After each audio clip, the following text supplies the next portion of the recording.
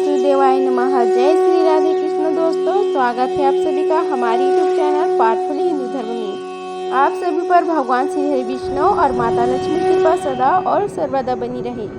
आज हम आप सभी को आषाढ़ महात्मा में कथा अध्याय 17 का श्रवण कराएंगे। आइए श्रवण कीजिए कथा अध्याय 17 का, जिसमें वर्णन है वेन कृत स्तुति एवं स्थाणु तीर्थ का महात्म्य तथा वेन आदि की सुगति का वर्णन। सनत कुमार ने कहा कि इसके बाद किसी प्रकार की भी उक्ति के अभिप्राय को भली भांति जानने वाले तीनों लोकों के स्वामी शंकर भगवान ने उस वेन को आश्वासन देने वाला उत्तम वचन कहा। हे राजन, हे सुरव्रत, तुम्हारी इस स्तुति से मैं संतुष्ट हूँ। इस विषय में अधिक कहने से क्या लाभ है? तुम मेरे निकट में ही सदा निवास करोगे। बहुत दिनों तक निवास करने के बाद तुम फिर देवों को नष्ट करने वाले अंधक नामक असुर होकर मेरे शरीर से उत्पन्न होगे और वेद की निंदा करने से पूर्वकालिक प्रचंड पाप के कारण पुनः हिरण्याक्ष के घर में उत्पन्न होकर बड़े होगे तथा सैन्य होगी।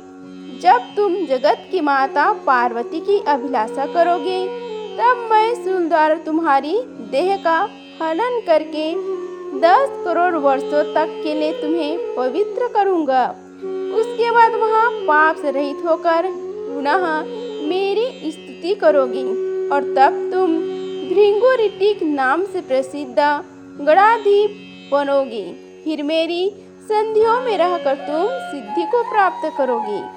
जो मनुष्य वेन के द्वारा कही हुई इस स्तुति का कीर्तन करेगा या इसे सुनेगा, वह कभी भी अशुभ अकल्याण को नहीं प्राप्त होगा और शीघ्र ही आयु प्राप्त करेगा। जैसे सभी देवताओं में भगवान शिव की विशिष्टता है, वैसे ही वेन से निवृत्त यह स्तव सभी स्तवों में श्रेष्ठ है। इसका कीर्तन यश, राज्य, सुख, ऐश्वर्य, धन एवं मन का देने वाला है। विद्या की इच्छा रखने वालों को श्रद्धा सहित यत्न पूर्वक इस स्थिति को सुनना चाहिए। व्याधि से ग्रस्त, दुखित, दीन, चोर या राजा से भयभीत अथवा राजकार्य से अलग किया गया पुरुष इस स्तुति के द्वारा महान भय से मुक्त होकर इसी देह से गौड़ों में श्रेष्ठता प्राप्त करता है एवं निर्मय होकर तेज एवं यश युक्त होता है। जिस गृह में इसका स्तवन पाठ होता है, उसमें राक्षस, पिशाच, भूत या विनायक गण विघ्न नहीं करते। पति की आज्ञा प्राप्त कर इस स्तवन का श्रवण करने वाली नारी मातृपक्ष एवं पितृपक्ष में देवताओं के समान पूजनीय हो जाती है। जो मनुष्य समाहित होकर इस दिव्य स्तव को सुनेगा या कीर्तन करेगा, उसके सभी कार्य नित्य ही सिद्ध होंगे। इस स्तवन का कीर्तन करने वाले मनुष्य के मन में चिंतित तथा वचन के द्वारा कथित सभी कार्य संपन्न होते जाएंगे और मानसिक, वाचिक तथा कर्मिक सारे पाप विनिष्ट हो जाएंगे।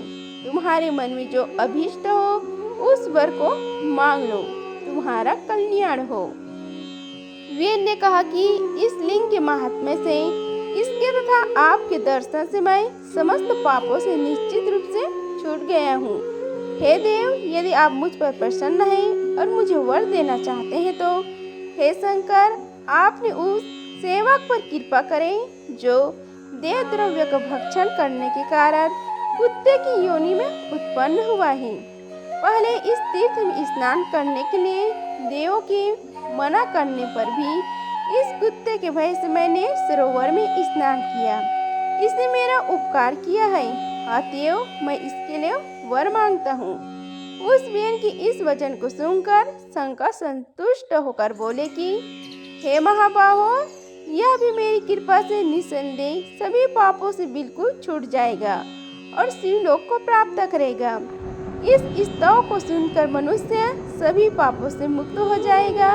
हे राजन, इस कुरुक्षेत्र तथा इस सरोवर का महात्म्य और मेरी लिंग की उत्पत्ति का वर्णन सुनने से मनुष्य पाप से बिल्कुल छूट जाता है। सनत कुमार ने कहा कि इस प्रकार कहकर समस्त लोगों को द्वारा नमस्कृत भगवान सभी लोगों को देखते हुए वहां अंतर्हित हो गए। वह कुत्ता भी उसी समय पूर्व जन्म स्मरण करके दिव्य शरीर धारण कर उस राजा के सामने उपस्थित हुआ। उसके बाद वेन के पुत्र पृथु स्नान करके पितृ दर्शन की अभिलाषा से स्थाणु तीर्थ में आने पर कुटी को सुनी देख चिंतित हो गया। वेन उसे देखकर बड़ी प्रसन्नता पूर्वक बोला कि हे वत्सा, तुमने नरक सागर में जाने से मेरी रक्षा कर ली है, अतः तुम सपुत्र सिद्ध हुए।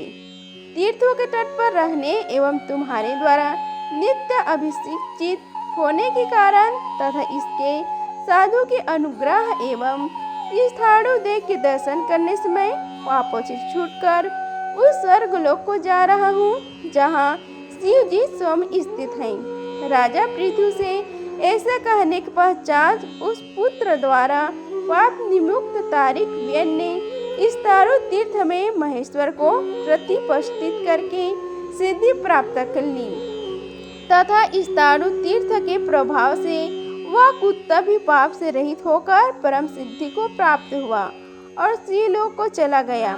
राजा पृथु पितृ ऋण से मुक्त हो गए और पृथ्वी का पालन करते हुए उन्होंने धर्म पूर्वक पुत्रों को उत्पन्न करके बाधा रहित होकर यज्ञ अनुष्ठान किया।